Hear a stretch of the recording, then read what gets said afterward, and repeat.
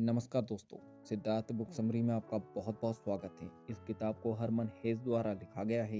यह किताब आध्यात्मिक यात्रा, आत्मज्ञान, जीवन का अर्थ, बौद्ध दर्शन पर आधारित है। सिद्धार्थ एक गहरी आध्यात्मिक और दार्शनिक पुस्तक है जिसमें एक व्यक्ति की आत्म खोज की यात्रा को दर्शाया गया है। यह पुस्तक बौद्ध धर्म, हिंदू विचारधारा और भारतीय आध्यात्मिक परंपराओं से प्रेरित है।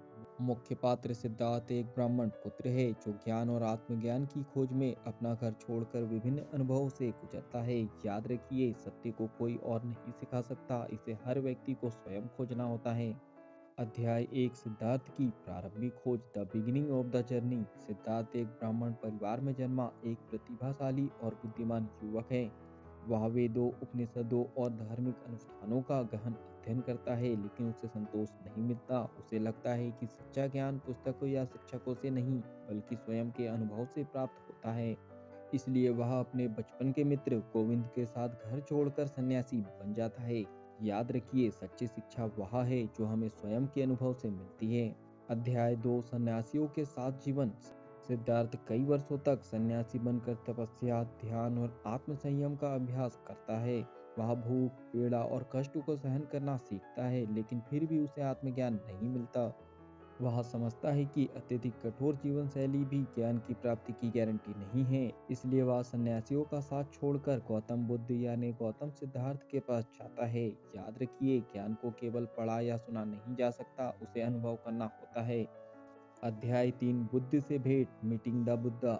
सिद्धार्थ और गोविंदा गौतम बुद्ध यानी गौतम सिद्धार्थ से मिलते हैं जो पहले ही आत्मज्ञान प्राप्त कर चुके होते हैं। गोविंदा बुद्ध के अनुयायी बनने का फैसला करता है, लेकिन सिद्धार्थ को लगता है कि आत्मज्ञान केवल स्वयं की खोज से ही संभव है, किसी गुरु के माध्यम से नहीं। वह बुद्ध का सम्मान करता है लेकिन उनके मार्ग को नहीं अपनाता। याद रखिए, कोई भी व्यक्ति किसी दूसरे को मुक्ति नहीं दे सकता, उसे स्वयं खोजना होता है। अध्याय चार, सांसारिक जीवन और कामिनी से प्रेम। सिद्धार्थ जब संसार को अनुभव करने का निश्चय करता है, वह एक सुंदर और बुद्धिमान महिला कामिनी से मिलता है जो उसे प्रेम, भोग विलास और सांसारिक सुखों की शिक्षा देती है। वह एक व्यापारी के यहाँ नौकरी करता है और धन, व्यापार और विलासिता का जीवन जीता है। कुछ वर्षों बाद उसे एहसास होता है कि संसार के ये सुख क्षणिक है और इससे सच्चा आनंद नहीं मिलता। वह धन और विलासिता को छोड़कर जंगल में चला जाता है। याद रखिए, धन और भौतिक सुख कभी भी आत्मा को शांति नहीं दे सकते। अध्याय पाँच, आत्मज्ञान की प्राप्ति, the realization by the river. निराश और थका हुआ सिद्धार्थ नदी के किनारे बैठकर आत्महत्या करने की सोचता है। तभी उसे ओम मंत्र की ध्वनि सुनाई देती है जो उसे जीवन का अर्थ समझाती है। नदी का बहाव उसे सिखाता है कि जीवन सतत परिवर्तनशील है और आत्मा अमर है। वह वहाँ एक साधारण नाविक यानी वसुदेव के साथ रहने लगता है और प्रकृति से सीखता है। नदी की ध्वनि और उसकी प्रवृत्ति उसे जीवन की एकता और संतुलन का पाठ पढ़ाती है। याद रखिए, नदी हमें सिखाती है कि जीवन सतत प्रवाह में है यानी लगातार चलने में है और सच्ची शांति उसी प्रवाह को अपनाने में है। अध्याय 6, गोविंदा के साथ पुनर्मिलन और आत्मज्ञान।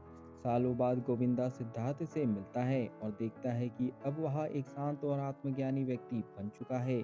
सिद्धार्थ उसे बताता है कि ज्ञान शब्दों में नहीं बल्कि अनुभव में है। जीवन को तर्क से नहीं बल्कि प्रेम और करुणा से समझा जा सकता है। हर चीज आपस में जुड़ी हुई है और सच्चा आनंद स्वयं के भीतर है। अंततः गोविंदा जब सिद्धार्थ के चरण स्पर्श करता है तो उसे भी आत्मज्ञान की झलक मिलती है। याद रखिए, सत्य को ना तो सिखाया जा सकता है और ना ही समझाया जा सकता है, इसे केवल अनुभव किया जा सकता है। फाइनली अब हम इस बुक के निष्कर्ष और इस बुक से मिलने वाली सीखों के बारे में बात करते हैं। सिद्धार्थ आत्मखोज और आत्मज्ञान की एक प्रेरणादायक कहानी है। यह पुस्तक हमें सिखाती है कि सच्चा ज्ञान पुस्तकों या गुरुओं से नहीं बल्कि स्वयं के अनुभव से प्राप्त होता है। अत्यधिक कठोर तपस्या या सांसारिक सुख दोनों ही आत्मज्ञान की गारंटी नहीं है। प्राकृतिक दुनिया जैसे नदी हमें गहरे जीवन सिद्धांत सिखा सकती है। जीवन में संतुलन और प्रेम से ही सच्ची शांति प्राप्त की जा सकती है। सत्य को कोई और नहीं सिखा सकता, इसे हर व्यक्ति को स्वयं खोजना होता है। याद रखिए, हर इंसान को अपना रास्ता खुद बनाना होता है क्योंकि कोई दूसरा व्यक्ति तुम्हारे लिए सत्य की खोज नहीं कर सकता। अब बात करते हैं, क्या यह पुस्तक पढ़नी चाहिए। अगर आप आध्यात्मिकता, आत्म जागरूकता और आत्मज्ञान की तलाश में हैं तो यह पुस्तक आपके लिए अनमोल है। यह पुस्तक हमें सिखाती है कि जीवन में सच्चा सुख बाहरी चीजों में नहीं बल्कि स्वयं के भीतर है। याद रखिए, सत्य की खोज बाहर नहीं बल्कि हमारे भीतर होती है। अगर इस बुक समरी से आपको कुछ अच्छा सीखने को मिला है तो नीचे डिस्क्रिप्शन में लिंक दी गई है, आप वहां जाके बुक को खरीद सकते हो और पूरा पढ़ सकते हो। अगर इस बुक से आपने कुछ अच्छा और नया सीखा है तो जल्दी से वीडियो को लाइक कर दो, कमेंट्स करके बताओ कि इस बुक से आपने नया क्या सीखा है और आगे क्या सीखना चाहते हो। इस बुक समरी को आप ज़्यादा से ज़्यादा शेयर करिए, क्योंकि जब हम दूसरों की हेल्प करते हैं तो ये नेचर हमारी हेल्प करता है। अगर आप चाहते हो कि रेगुलर ऐसी ही बुक समरी आपको मिलते रहे तो जल्दी से चैनल को सब्सक्राइब कर लीजिए, बेल आइकन को दबा दीजिए ताकि ऐसी ही वैल्यूबल बुक समरी आपको रेगुलर मिलते रहे। बाकी हम लोग मिलेंगे नेक्स्ट बुक समरी में, इस तरह हंसते हुए, मुस्कुराते हुए, लाइफ में आगे बढ़ते हुए और कुछ नया नया सीखते हुए। जब तक के लिए thank you so much, bye bye and go for success.